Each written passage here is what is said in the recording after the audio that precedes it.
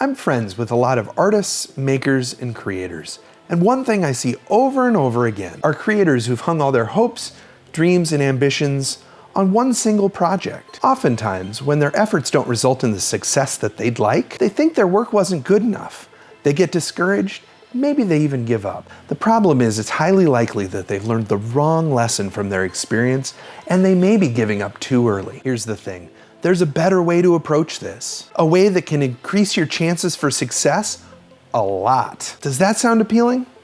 I'll explain more after the intro.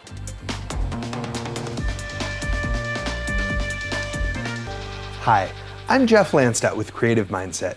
My mission is to take my 10+ years as a creative professional, break down the tools and the mindset you're gonna need if you wanna take your creative ambition to the next level. If this is your first time here, go ahead and hit subscribe and don't forget to ring that bell so you don't miss a single episode. I want to tell you a story about gardening. If you've ever picked up a packet of seeds and flipped it over to read the instructions on the back, a lot of them will tell you if you want to grow whatever plant it is that you've chosen, you should make a shallow hole in the soil and then plant 2 or 3 or sometimes even more seeds into each hole. Did you ever wonder why the instructions tell us to do that? Now, if you're a gardener, then you already know the answer to this question. But as somebody who's never planted a garden in their life, I was curious. Here's what I found out. Not all seeds grow into plants. Some seeds just never grow. Even if they've been planted properly, given the right soil, fertilized and watered, they just never grow. And there's no way to know beforehand, just by looking at them, which seeds are gonna grow and which seeds aren't. So if the gardener only puts one seed in a hole, and that particular seed was destined not to grow into a plant, well, nothing's gonna come up. So in simple terms, by putting more than one seed in each hole, the gardener is bumping up the odds that something is gonna grow in that hole. Here's the other interesting thing I found out. When multiple seeds are put in a hole, sometimes more than one plant grows. So what do gardeners do when that happens?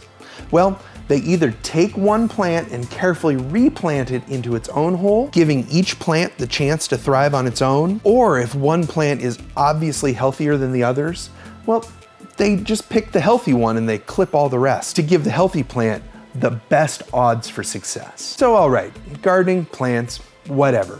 But here's the thing for us as creatives. In the same way as that gardener has no idea which of his seeds are gonna grow into plants, we have no way of knowing with 100% certainty which of the projects we work on are gonna grow to success and which aren't. But one way that we can increase our odds of success is to make multiple things, knowing in advance some of them aren't gonna be as successful as we would like them to be, and also knowing in advance that some of them, well, they will. There's really a few powerful things we can learn from the example of the gardener. The first is that knowing how seeds grow can help be a reality check for us with our own projects and help us to not get discouraged if things aren't as successful as we would want them to be. We all know creators that have spent a ton of time on a project only to have it not pan out. If we're being honest with ourselves, most of us have even been that creator. But if we know in advance that some stuff just isn't gonna grow, even if we do everything absolutely right, that's peace of mind. It's not that it didn't grow because I did something wrong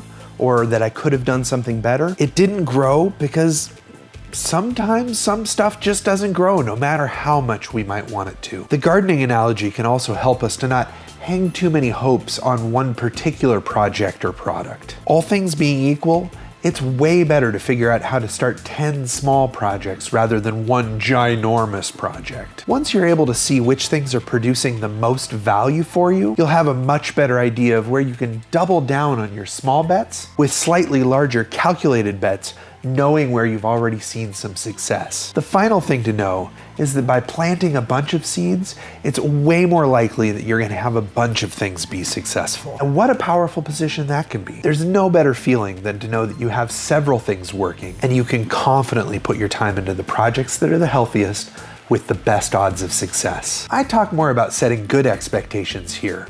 Always remember, you matter and the world needs what you have to offer. Go after the life you want, my friends. You got this.